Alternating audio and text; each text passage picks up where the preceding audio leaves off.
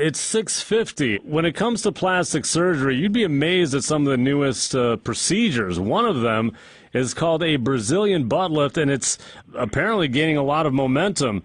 To talk about this and where we are in the world of plastic surgery, we're joined by Dr. Bill Johnson, a plastic surgeon. Online, find him at innovationsmedical.com.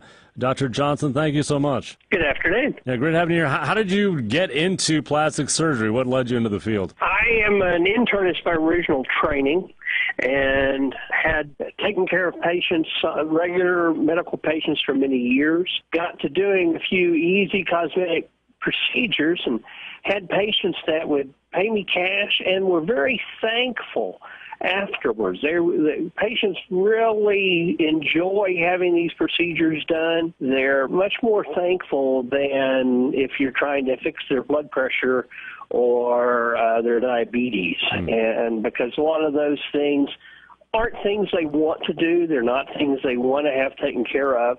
It's more of a burden on them. So it was a lot more fun to have patients happy and thrilled about the work you've done. And you're based out of Dallas. How many procedures would you say you've done at this point? Oh, I've done 200 or 300 at least of the Brazilian butt lifts, and probably a similar number of fat transfer to the breast as well. Okay, so this butt lift thing, when did it really start taking off? It really started getting popular probably around 2008, 2009 here in the States. Okay.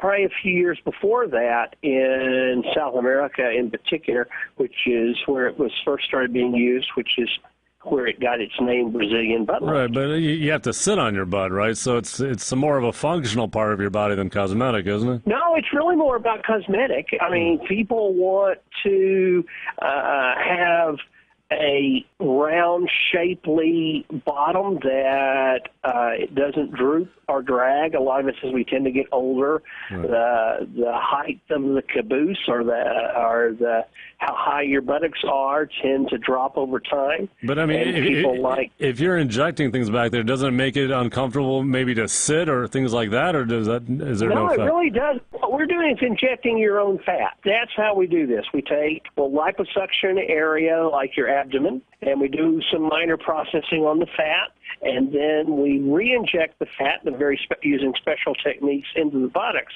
The advantage of this is buttock implants, which have been used for a number of years, have never really gained popularity because of what you mentioned. Most folks never lose the sensation that they're sitting on a pillow. However, the fat, when we use your fat, it's just like you. So we're able to change the shape and raise the contour and people, it feels very normal. You can't really tell the difference in feeling from your natural buttock. And a big part of that is because it is you. We've taken you and just moved it around. Is there something funny about this particular surgery, do you think? Funny? I'm almost finding myself smiling as we're talking about it, just the fact that there's a focus on that part of the body.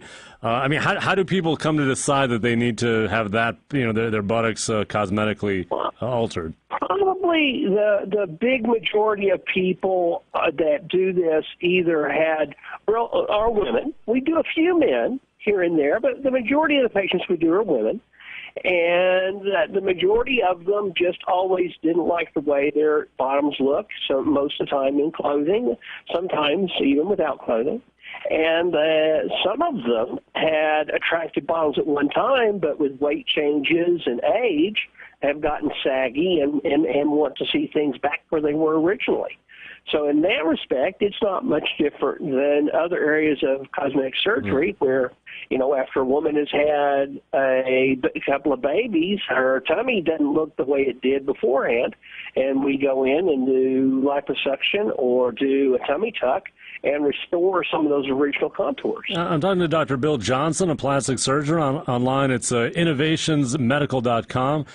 In terms of paying for this stuff, does insurance cover any kind of procedure that you do? No, none of this is insurance. This is all cosmetic, and it's all out-of-pocket cost. So what are we talking about, though? What's the price of this procedure, let's say? Typically, typically probably around $5,000 when you put it together. We take an area of liposuction, so we charge to do the liposuction. So if we did your abdomen, there'd be a charge for taking the fat out, and then there's a charge for putting the fat back. Okay. So it starts, we could probably start at around $4,000 to $5,000, and then if you did a lot of liposuction, you might get up quite a bit more expensive.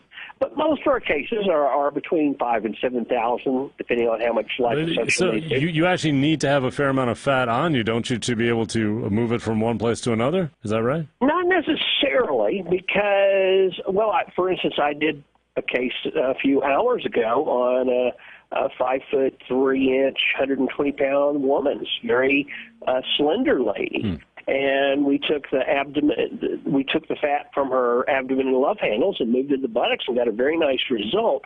Because when you have someone that's smaller and more slender, you don't need as much fat transferred into the buttocks to make a nice appearance and a nice difference in the appearance. I gotcha. In terms of liposuction itself, how is that still a big procedure you do to help people get rid of their fat? Oh no! Nowadays, liposuction is a much simpler procedure than it was a few years ago. We do all of ours in the office under local anesthesia.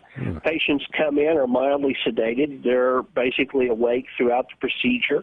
Because of the solution we use to numb the area, there's much less swelling and bruising and a much lower risk of infection than there has been in the past. I remember seeing the video. There's like a stick that you put in there and you move it back and forth. Is that still the... It's a cannula. Yeah. Is that how you do it nowadays still? It still is. We still use different forms of cannulas. I use a form of power-assisted liposuction called vibration-assisted. It's known as tickle lipo, and that's a good name, and many people find it tickles as we try and get the fat out.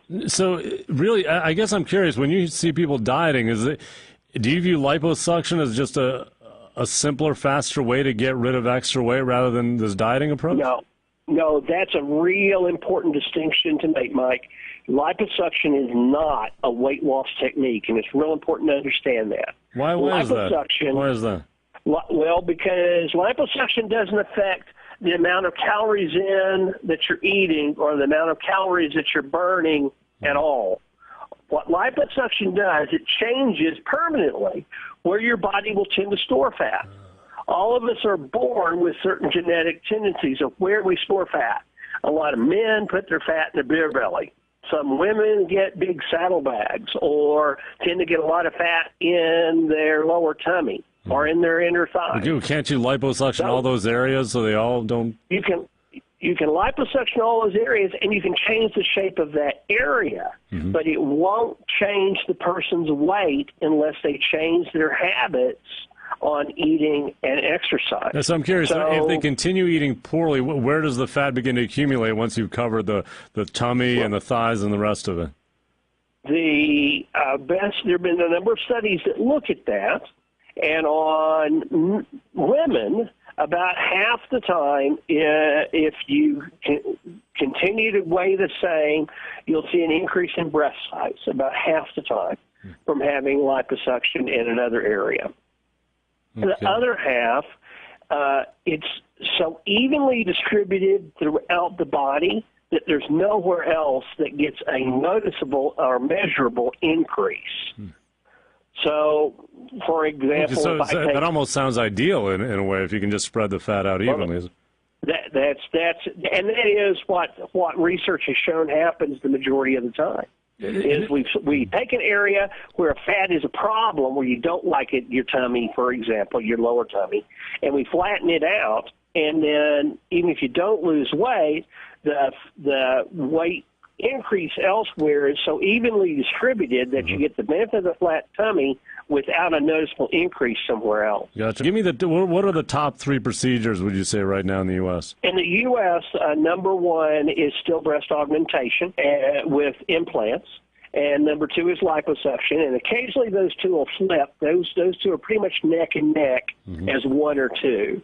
And then the others drop quite a bit less frequently. Tummy tuck is probably still number 3, assuming you don't talk about, obviously Botox and fillers like the Wrestling less Radiant, those invasive are stuff. way up there. Amazing though, the liposuction you say now, where they used to knock you out, now it's just local. They're in and they're right out the door, right? Correct. In, right out the door, local anesthesia. Is there bruising though, and really, other marks that happen? There's some bruising occasionally, and some areas bruise worse than others. Inner thighs, for example, almost always bruise. Mm-hmm. Abdomens don't bruise most of the time. You'll get some bruising, but I'd probably say less than 10% of abdomens bruise significantly. So as a guy, if you're in shape but you can't get rid of the love handles, you actually can pull that out with liposuction and they're gone? Absolutely. And not only that, but I can give you a six-pack without the push-ups or sit-ups. Are you serious? Within as soon as you leave the building, you've got a six-pack right there. That's it. Wow. That's right. That is inspiring. We can do that. You give me a price on that. What does that cost? Well, again, that's probably abdomen and love handles. We usually charge around $5,000 to do the abdomen and the love handles. That might be worth it. Might be worth it. Right there. Yeah, it beats 10,000 setups. Indeed. Dr. Bill Johnson, a plastic surgeon in Dallas, innovationsmedical.com, innovationsmedical.com. Dr. Johnson, thanks so much. Thanks. You have a good day. You also, and that is it for us. I'm Michael Cohen, producer Mike Peterson. Join us again tomorrow here on 1320 WILS. We'll be back, as we always are, at 6 p.m. Have a great evening. Enjoy that good weather while it's there. Thanks. Bye-bye.